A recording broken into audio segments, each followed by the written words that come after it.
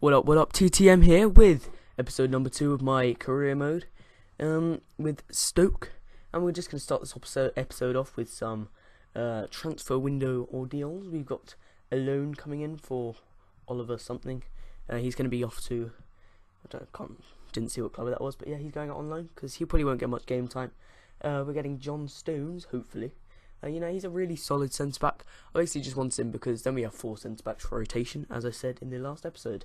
And I think Stones will grow, quite well.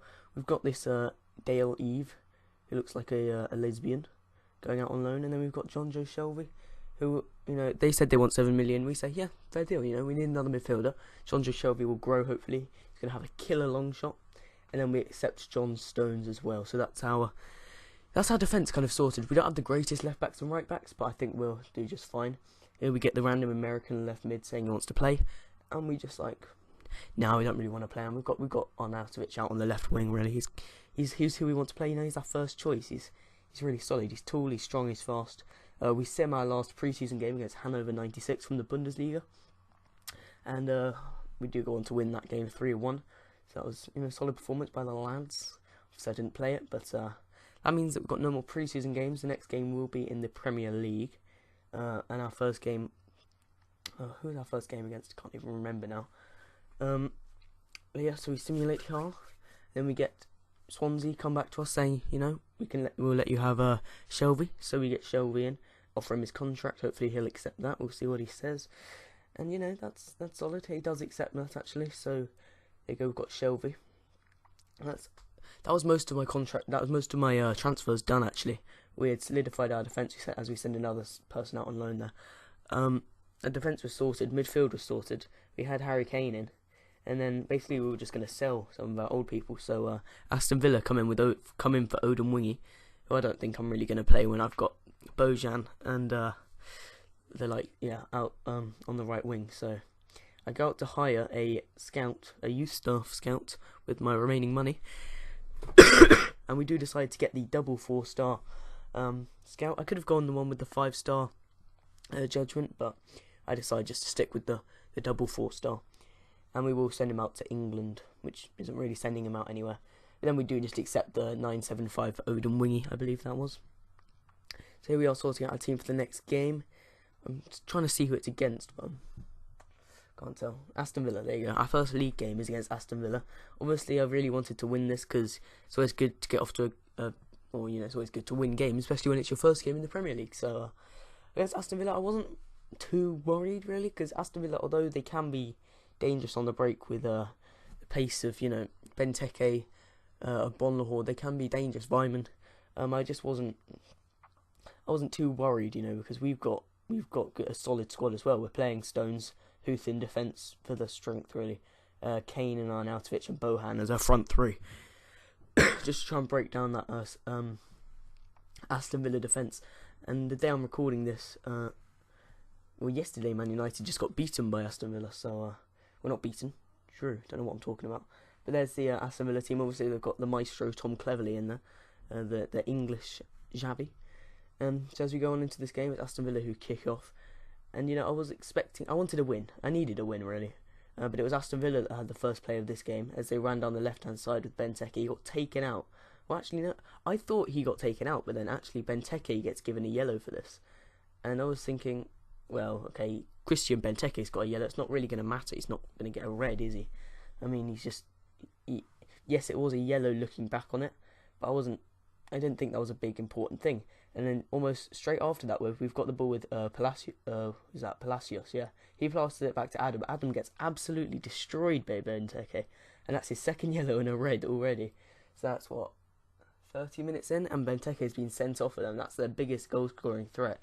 So I was pretty happy with that, obviously. I don't know what Benteke's doing diving in like that. It's just absurd, really. He just got a yellow and he's doing that.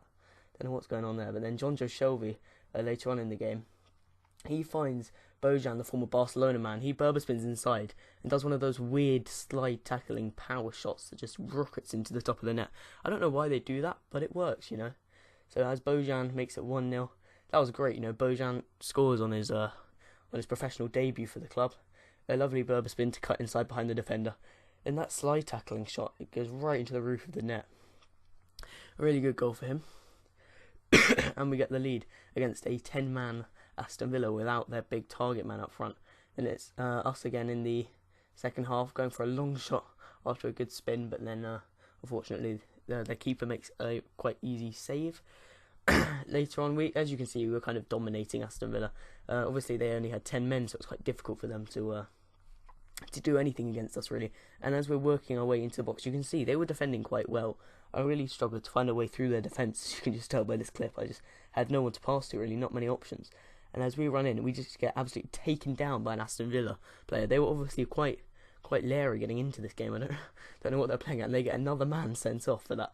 So they're down to 9 men now, and we were still 1-0 up. So I felt pretty confident in this game, and we had a good free kick in a solid area.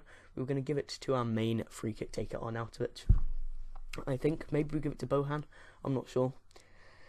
But you'll see. I think we do give it to Bohan, but you'll see that the free kick doesn't really come to much. I probably could have made better out of it, but maybe taking it with Arnautovic, but it really isn't that good of a free kick. But we're still 1-0 up against a 9-man Aston Villa. They really didn't threaten us, and that was how the game ended. Unfortunately, we couldn't score more goals. I thought we probably could have against such a team with 9 men, and not exactly the strongest team in the Premier League. But unfortunately not. It did end 1-0 to Stoke City. But that is, of course, a good win, an important win, our first win of the season on the first match day. And here we are setting our new youth scout out to England. So, I was not overly happy with actually how the team played. Obviously, only winning 1-0, but it didn't matter. At the end of the day, we got the 3 points as we send another Ryan O'Reilly out on loan to Gillingham. And here we are setting up our team for the next game. I don't know who, do we start Harry Kane? I'm really not sure. I'm just trying to think who we're playing against, because obviously I do the commentary a day after I do the editing, so I can't really remember. But we are going up against Hull in the Premier League for our second competitive match. We are away at the KC Stadium. We're playing a relatively strong lineup. We're playing Diouf up front because Kane, he didn't really perform that much. When Diouf came off the bench, he did a lot better, I think. So we're playing Diouf in this game. Coming up against Hull. Hull are more dangerous, I'd say, than Aston Villa on this game. Not so much in real life at the moment, but they've got Hernandez up front for the pace, Ramirez, who's always solid on this game, Diarmi in the midfield, he's a bit of a brute, isn't he? I didn't recognise their keeper really, Piatov, so I think we could probably, beat him hopefully. But he actually turned out to be pretty good. But as you can see, we're playing quite a strong lineup. Arnautovic, Diouf and Bohan, basically just the same really. We didn't really need to change much. Huth again in the defence, because although he's old, I think he's still pretty good. He's slow, but he's strong, and he commands the back line. And as Bohan runs through in the 37th minute, he breaks through, and he puts it into the bottom corner. So that was 2 goals for Bohan in 2 games. Arnautovic really ran pre-season, but Bohan seems to be really running the Premier League for us at the moment. So, really solid start for him, for the ex-Barcelona player. Obviously, he was going to be one of the best players in the world. He never really lived up to his potential. And now he's playing for Stoke, but I'm not complaining. That's a really good goal by him. Just puts it past Piatov into the bottom left corner. And then what's this? Yeah, we get a throw in the 55th minute as he finds Diouf. Diouf plays it back to Wanyama. He finds Shelby. As Shelby is kind of running around the box looking for space, he finds some space, beats his man, and then goes for a left-footed shot, but it does go just wide of the post. And then later on in the game, Harry Kane, he finds Arnautovic down the left-hand side, and Arnautovic just misses out. I think Arnautovic probably should have finished that, but, maybe he just had a bit of an off day, really. He didn't really show up in this game, I don't think. And then in the 90th minute, what was I playing at? I don't know what I did here. It was the 90th minute. We looked on course for a relatively easy 1-0 victory, and I just go in for the most stupid challenge with Eric Pieters. I don't know why I did it.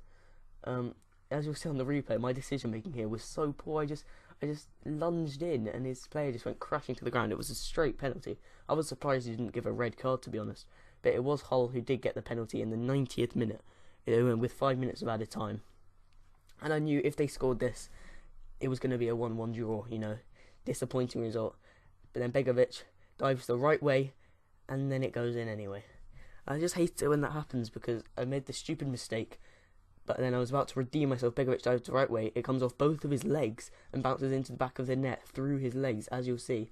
It bounced off the top one, then the bottom one, and then into the net. So that was, I mean, it was a poor decision on the tackle in the first place, but it was just unlucky really, that second one. But maybe it's just what I deserved for that terrible tackle. And that was how the game ended. So pretty disappointing really. A 1-1 draw to Hull on the second match day when I believe I should have won. It was just that bad, that one decision, wasn't it? That terrible tackle by Pieters, which cost us the game, really cost us 2 points. And that will be the end of the episode, guys. So they are the full scores for that match day. And I'll end the episode here. So a win and a draw, not too bad, not overly great. I hope you enjoyed. If you did, leave a like, hit subscribe if you haven't already. And the next one will come soon.